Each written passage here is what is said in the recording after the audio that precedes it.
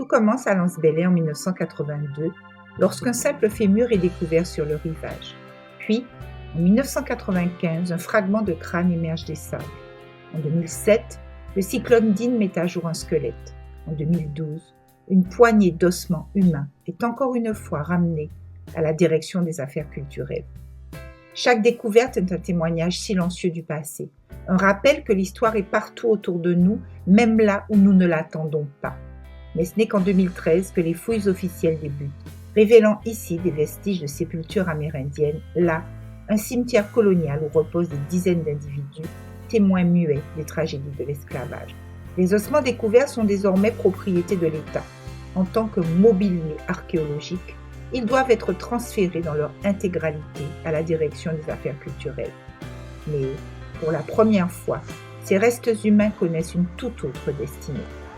Lance-Bellay est située entre Lance-Salane et la Pointe-Blanche sur la commune des Anses d'Arlet. Elle fait face à l'île Aramier. Cet endroit, éloigné des deux bourgs, est isolé. Pourtant, il est bien connu des riverains et des pêcheurs. De nos jours, cette région est traversée par un sentier de randonnée arpenté par de nombreux touristes. Lance-Bellay, c'est une anse qui avait une réputation un peu particulière dans la mesure où c'était un lieu, d'après ce qu'on raconte, un certain nombre de manifestations étaient observées et les parents n'aimaient pas trop que les enfants soient à Lance-Bellay le soir. Lance-Bellay est bordé par une ravine qui s'appelle la ravine maudite et cette ravine maudite a vécu un certain nombre d'événements, notamment la mort de 3 personnes par noyade. Donc, une mauvaise réputation qui était acceptée par tous. La preuve, au siècle dernier, il y a plusieurs marins-pêcheurs qui avaient leur embarcation à Lance-Bellay. Lance-Bellay, c'est une grève. Il n'y a pas de plage véritablement, sauf à l'embouchure du Marigot. C'est une anse qui était fréquentée, même si elle était crainte. Lors des fouilles de 2013 et 2015, les archéologues de l'INRAP distinguent les différentes sépultures, chacune racontant une histoire unique. Les corps amérindiens de périodes différentes reposent en position latérale fléchie, tandis que les individus de la période coloniale sont placés en décubitus. C'est au cours du XVIIIe siècle que le cimetière d'esclavisés a été établi sur les vestiges amérindiens anciens de plusieurs siècles. Ce site funéraire abrite au total 60 individus dans 56 sépultures. Parmi eux, figurent 5 hommes et 10 femmes adultes, ainsi que des jeunes et des enfants. Ce cimetière d'esclavisés offre un aperçu de la vie quotidienne des serviles dans les colonies, leurs relations avec la mort, leurs rituels funéraires, leur état de santé et leurs conditions de vie. Dans les colonies comme la Martinique, les esclavisés sont enterrés selon les rites funéraires catholiques romains. Chaque défunt repose dans une sépulture individuelle, allongée sur le dos, conformément aux prescriptions du Code noir. Ce dernier dicte aux maîtres d'inhumer leurs esclaves baptisés en terre sainte, tandis qu'un simple chant pouvait suffire pour les autres.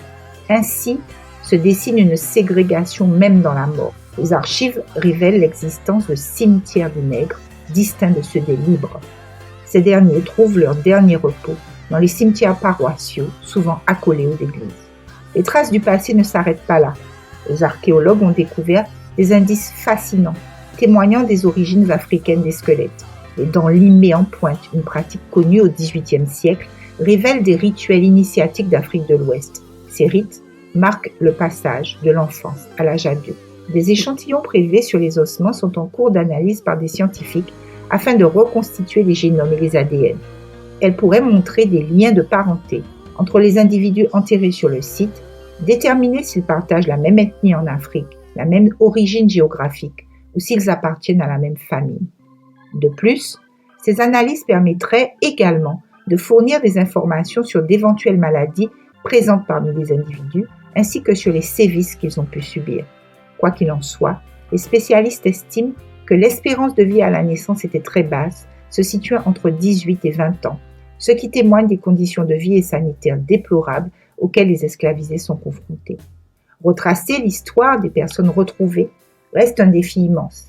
Les archives sont souvent muettes, car les esclavisés sont considérés comme des biens mobiliers, donc leur mort n'est pas systématiquement mentionnée dans les sources. L'historienne, Jessica Pierre-Louis, accompagnant les archéologues sur ces fouilles, se trouve dans une position délicate, ne disposant que d'hypothèses pour tenter de combler les lacunes et répondre aux questions que l'on se pose.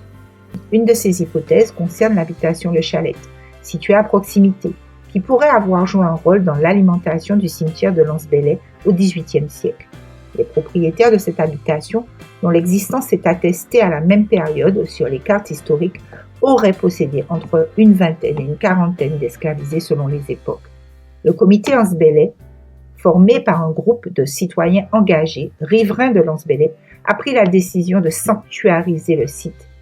Cette initiative témoigne de la volonté collective de protéger et de préserver ce lieu chargé d'histoire et de mémoire. En fait, l'intérêt que certains amis du comité Lance-Bellay portaient à Lance-Bellay et à ces sépultures était le suivant. C'est-à-dire que pendant longtemps, ils ont vu des gens mettre des bougies. Donc, soit il y avait une transmission orale sur la question du cimetière, soit ils savaient ou ils supposaient des choses. Nous avons posé la question, que deviendra Lance-Bellay et que deviendront les ossements que vous avez récupérés. Et il y avait là des gens de la DAC, notamment une archéologue de la DAC qui nous a dit que les ossements appartenaient à l'État, qu'on nettoierait le site et que ce serait désormais un lieu de passage de randonnée. C'est une réponse qui ne nous a pas fait plaisir et qui a accentué cette détermination que nous avions de faire quelque chose, on ne savait pas quoi.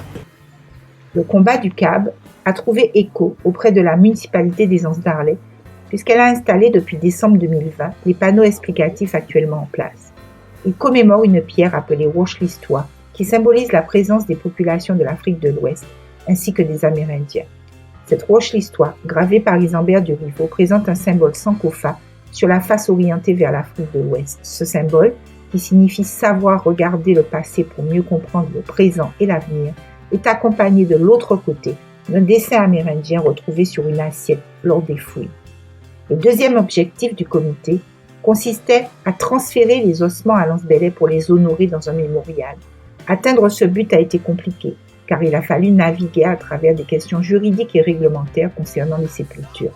L'inauguration du tombeau, érigé au sommet de la colline de Lance-Bellay le 22 mars 2023, est rendue possible par la détermination et l'engagement des membres du comité, ainsi que des autorités municipales et préfectorales.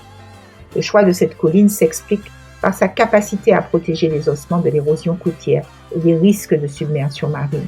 Mais elle met aussi en perspective la menace qui pèse sur les cimetières littoraux de la période coloniale qui pourraient disparaître. Ainsi s'effacerait à jamais un pan de notre histoire si rien n'est fait.